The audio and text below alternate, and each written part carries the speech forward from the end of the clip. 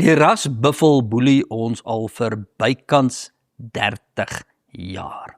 Dis 'n vernietigende buffel, wat sy hele omgewing saam met hom onder toe vat. Maar nou blyk dit, dat die buffel gewond is. Dis duidelik die buffel struikel. En nou moet ons alles moontlik doen, om hierdie buffel te laat val. Ons datum is 2030 en Solidariteit beplan 'n veldtog soos nooit van tevore om hierdie boelie te laat val.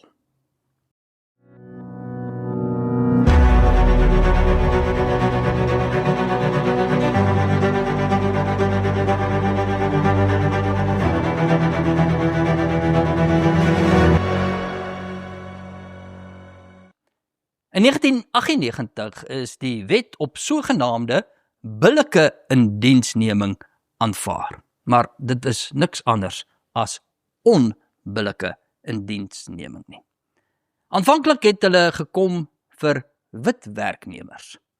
Solidariteit het sy eerste hofsaak gehad namens Sarita van Koller teen Eskom, en ons het dit gewen, maar hulle het voortgegaan. Hulle het gekom met die sogenaamde plekmaakpakkette en ontslae geraak van duisende Eskom werknemers. Wit werknemers het net eenvoudig nie meer tuis gevoel nie, maar dit het ook gekom teen 'n ongelooflike prys. Die verlies aan institusionele geneë, die verlies aan vaardighede. En later was die krag af. En mense het vergeet, hulle het ontslae geraak van die kundigheid wat die krag moes aanhou. En so het hulle voortgegaan. Later het hulle gekom vir breinwerknemers. Mzwanele Manyi, die destydse direkteur-generaal van arbeid, het gesê, bruinmense is te veel in die Weskaap. Hulle moet trek. Hulle mag nie werk waar hulle bly nie. Groot omstredenheid. En Solidariteit tree op namens 'n groep werknemers van die Departement Korrektiewe Dienste. Ons veg tot in die grondwetlike hof en ons wen dit.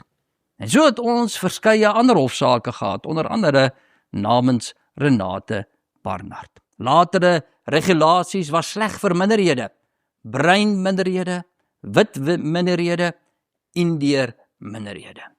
Maar so het hulle aangegaan.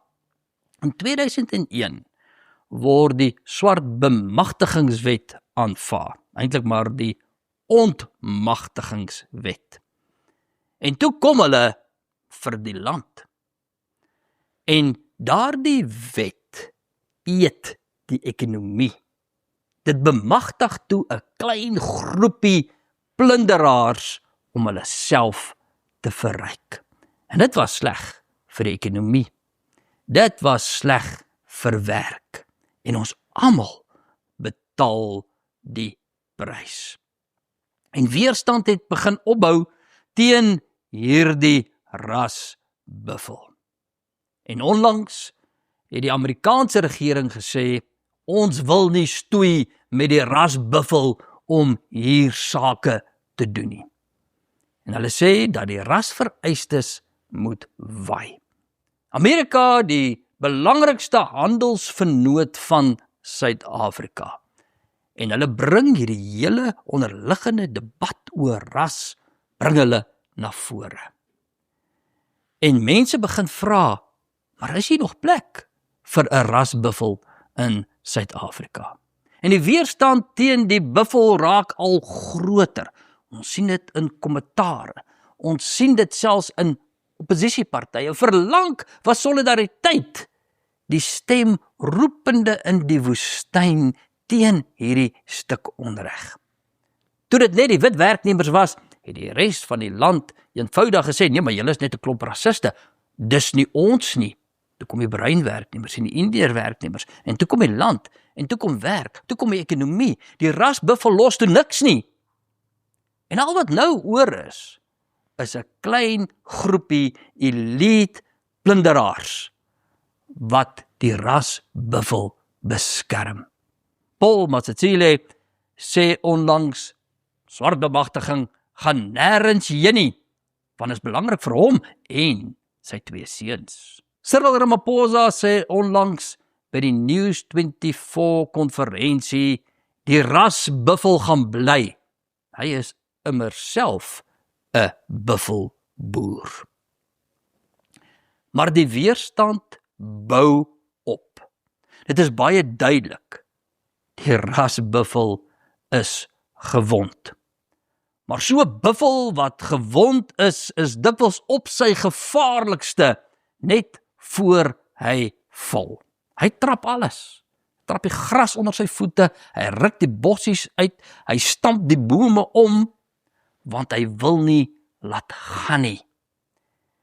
En rondom hierdie rasbuffel is 'n klomp invloedryke mense wat hom moet beskerm, want hulle is almal deel van 'n netwerk van bevoordeeldes.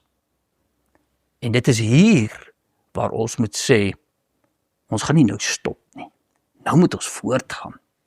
Die afgelope bykans 30 jaar veg solidariteit, meedoenloos teen hierdie stuk onbillikheid. In die plaaslike howe, maar ook internasionaal. En ons kry 'n ooreenkoms onder die toesig van die internasionale arbeidsorganisasie wat 'n beperking plaas op hierdie rasbuffel in die werksplek. Die Suid-Afrikaanse regering sluit die ooreenkoms met ons, dit word 'n bevel van die hof, maar hulle ignoreer dit. So ons is nou weer in die hof. Ons wil hê die rasbuffel moet struikel in die werksplek en daarom sal ons veg om hierdie skikking, die bevel van die hof, te laat implementeer. Ons gaan ons nie laat stop nie. In die volgende ruk gaan julle sien hoe ons verdere klagtes lê by internasionale forums teen die regering. Die regering se rasbeleid oortree die internasionale norme, veral omdat dit permanent is. In die volgende ruk gaan julle hoor van nog hofsaak. Julle gaan hoor ons praat met oppositiepartye, ander groepe, ander vakbonde. Die weerstand is besig om baie groter raak. Skielik hoor mense wat ons sê, ons is nie meer die stem roepende in die woestyn nie, ons raak nou deel van 'n koor. En daarom gaan ons net eenvoudig aangaan. In die volgende tyd gaan julle navorsingsverslae sien van solidariteit. Soos julle onlangs gesien het. Ons is die wat aangedui het dat hierdie rasbuffel kos ons ekonomie tussen 2 en 4%. Hierdie rasbuffel trap 180.000 poste per jaar dood. Hy het nie 'n plek nie. Hy mag nie hier wees nie. En hou dop, binnekort maak ons nog verslae bekend. Ons het nog gesprek, ons gaan praat met die regering. Ons gaan net eenvoudig aanhou. In 2030 moet die rasbuffel wat nou struikel, moet val. En ons gaan aanhou en aanhou om dit te doen. Ons gaan na julle toe kom en ons gaan vra, help ons, steun ons. Hierdie is 'n gesamentlike projek. Ons gaan julle mandaat vra. Ons gaan sê, help ons met klein bydrae, dat ons hofsaake kan voer, dat ons die internasionale forums kan bykom, dat ons navorsingsverslae kan uitbring. Ons moet die buffel stop. Die tyd is nou. Solidariteit het 'n rykdom van video's en standpunte, insluitende die potsending Solidariteit wêreld. Dit alles is saamgevat op ons YouTube kanaal, op ons verskillende media platforms en natuurlik nou ook op Spotify.